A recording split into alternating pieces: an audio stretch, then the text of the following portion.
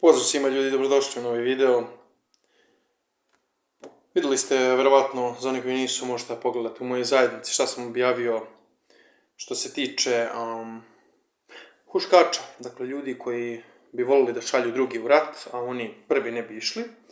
I naravno, ima jedna osoba koja je isto to pominjala.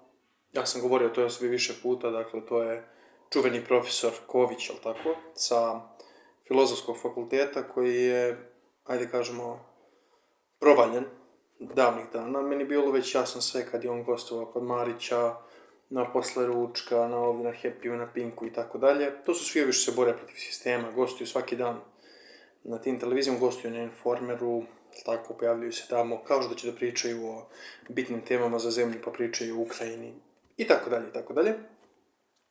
Ako vas zanima šta je dotični rekao, idite na moje shortove, dakle kratke videe, i vidjet ćete šta je on tamo izjavio da se zgranete. Između ostalog i vidjet ćete, to je taj, inače, šablon, odnosno program koji ti huškači inače koriste. Naravno, pozivanje na sve veliko. A inače, Ković, naravno, agent samoizabranih, koga finansira Fond za otvoreno društvo, o tome smo već dosta puta pričali, oni su ti uvek koji dele narode, šalju ih u smrt radi svojih interesa, a on je naravno jedan od njih. Tako da javite utiske tamo kroz komentare, baš me zanima šta vi mislite o tome što on rekao. I to onako uz osmeh, sav srećan. A pored toga, inače čovjek koji guši proteste, navodno ih organizuje samo da bi ih ugušio, obmanjuje mase i slično.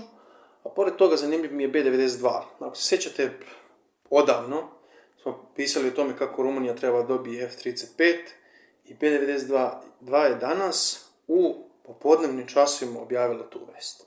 Dakle, više nisu čak ni brze internet dezinformacije, sad su spore.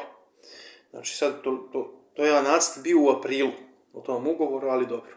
Srpski mediji su sad setili da o tome izveste javnost. Strašno. Hvala vam svima na pažnji i vidimo se u nekom od narednih videa. Ja vas pozdravljam. Prijatno.